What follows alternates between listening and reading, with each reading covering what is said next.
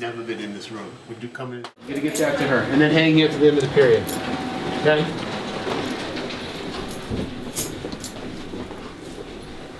All right.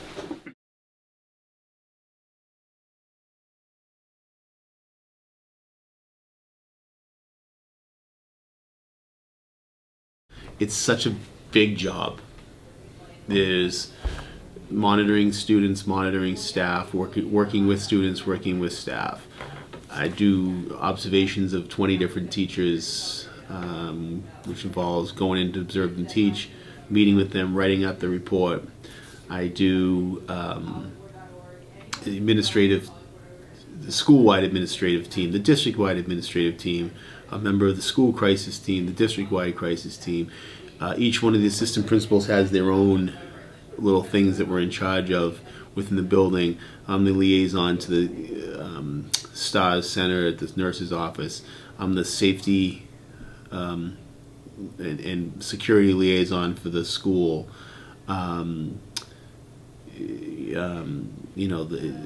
It's such a all-encompassing job, so it's never boring. There's never really a boring time, and people say to me, hey, when do you have downtime so we can meet?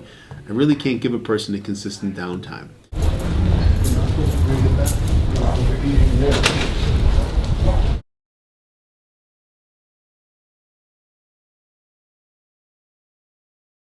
There's a lot of stressors.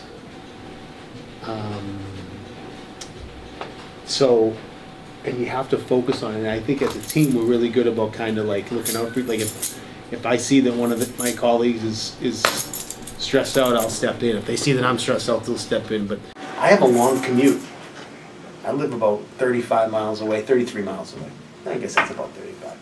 So I leave my house really early in the morning. I get here really early in the morning. But then in the afternoon, it's about a 35, 40-minute commute in the afternoon. It gives me time to process. So I'm really, really good at not bringing any of the stress home. If I had a 10-minute commute, I think I'd bring some of the stress home, but in the 40 minutes that I drive home, it allows me to kind of process. I mean, the stresses that come, stresses that you don't expect. I mean, you feel the stress of the students. And if a student comes in here and, they've been thrown out of their house and they have no place to stay and they haven't eaten in a couple of days and they have no money to get food, that stress, although that stress is really on that kid, you take on some of it too. So this is the part of the day where I get to have the most amount of interaction with the biggest group of kids during lunch, get to see them in a different light, sometimes sit down with them, talk to them, talk to them in line. Kids I need to see, I'll say, hey, make sure you see me before you leave. So this is kind of like, although it's kind of boring to sit in here for half an hour, it's actually can be very valuable because you get to see a lot of kids.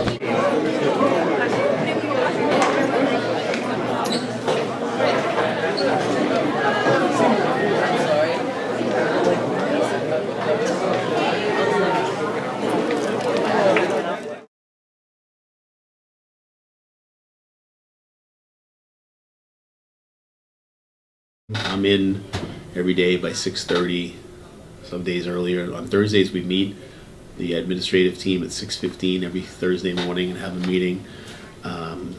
All sorts of after school stuff, athletic events, parent teacher nights, plays, proms, ask the principal night, and we try to mix it up, the four house principals.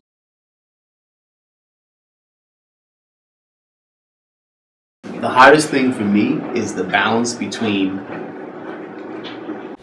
you walk a tightrope that, the teachers need to know that they're supported and feel supported in my actions, but the students need to feel supported as well. And they need to have a voice. So walking that tightrope that both sides can feel supported is very, very difficult. Probably a dozen times a year I'll have a meeting with a student and a teacher. There's a consistent issue between the student and the teacher, and I'll come in and I'll facilitate a meeting between the two, and it goes, generally speaking, goes very, very well. And they come to some sort of understanding moving forward. And the biggest understanding has to be that the student gets that the teacher is in charge. Even if they don't agree with what the teacher did or said, it's still their classroom and they are in charge. But sometimes it's really difficult. And when it's most difficult is when I feel that the teacher acted inappropriately. Because we all do it. I do it, the teachers do it, we're all guilty of it. Because then it becomes very difficult. I have to be very supportive of that teacher when I may disagree with what they did. And to me, the most difficult thing is that balance between the student and the staff member. I don't have a problem with that at all. I don't want to feel.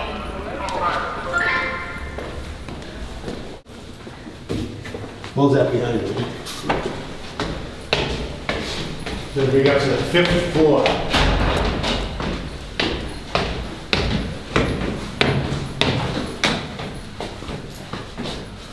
Clearly somebody was in here in the last couple of days, huh?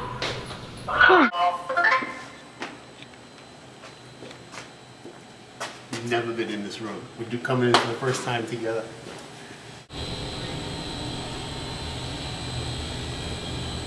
I asked them about our office and look, but I don't think so.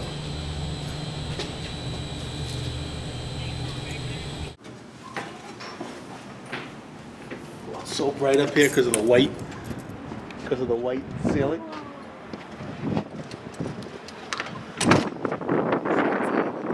So bright, right? You know who comes up here a lot? Mr. Lamar. Why? Comes up here and just like walks around and out of Malden High, you've never seen.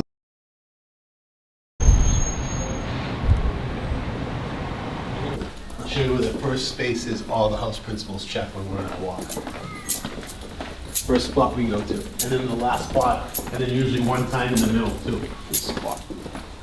Is this where everybody hangs out? Yeah.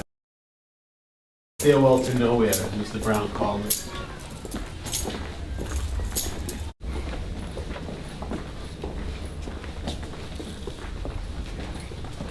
Stop and listen. Okay. Yeah. I was doing this one day and I was like sitting right here waiting.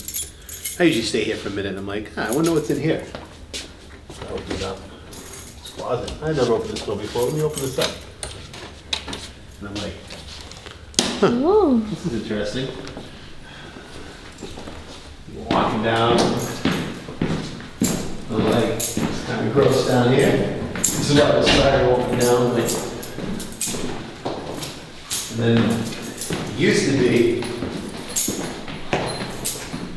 there was no lights in here.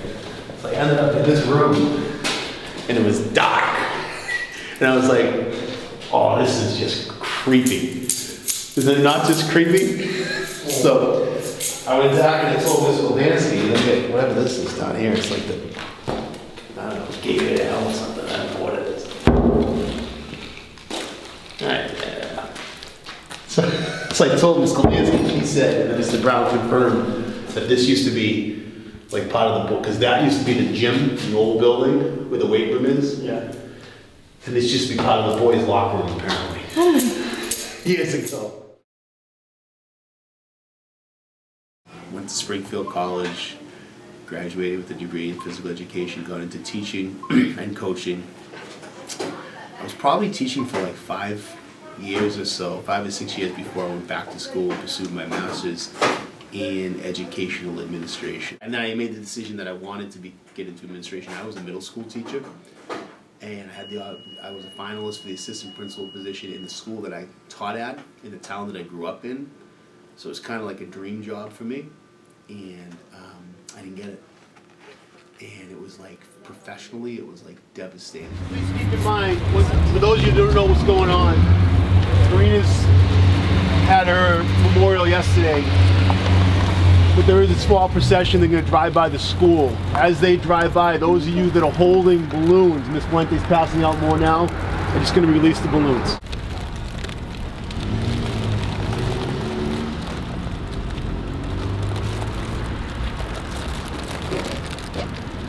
I'm supposed to say happy birthday. You can have kids step out now, Chris. Step out onto the street Step out, please.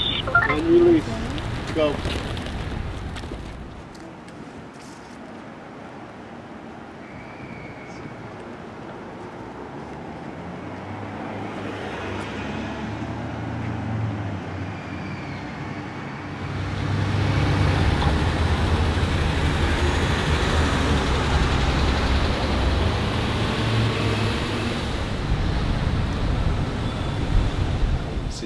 things like this, and unfortunately in the last few years we've had way too many, staff and students alike.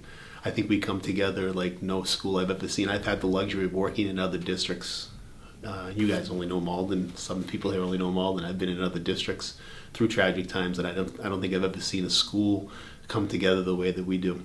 And that we just saw as an example, and that was just put together in the last couple minutes because as of the other day, that wasn't something that the family wanted.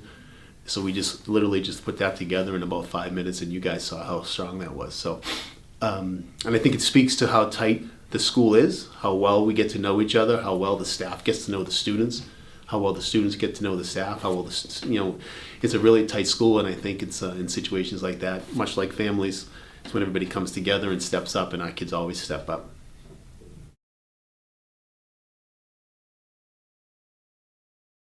Future regarding you. I'd like to be a principal, do what Mr. Brown does. I think he's very good. I think I've learned from him. Miss Slattery was a building principal. I learned from her. The gentleman I worked for in Peabody. So my ultimate plan is to be a principal. I don't know when. I don't know where. I'd love for it to be here. I don't think Mr. Brown. I don't want to push him. I'm always pushing him out. It's great. Mr. Brown values our input. We value the input of each other. And I honestly, and I'm not just saying this because I work here, I think this is a really special place. We do a lot of things here well. We do a lot of things here better than many schools do. And I take a lot of pride in that. And it's really, truly a great place to work. Mainly because of the atmosphere within the building. The kids are great.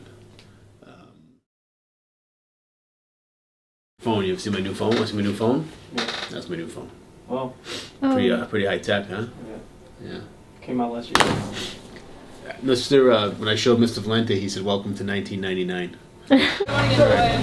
Need a hairbrush or anything before I take off? Yeah, powder. What is your video for? Because I'm wicked interesting.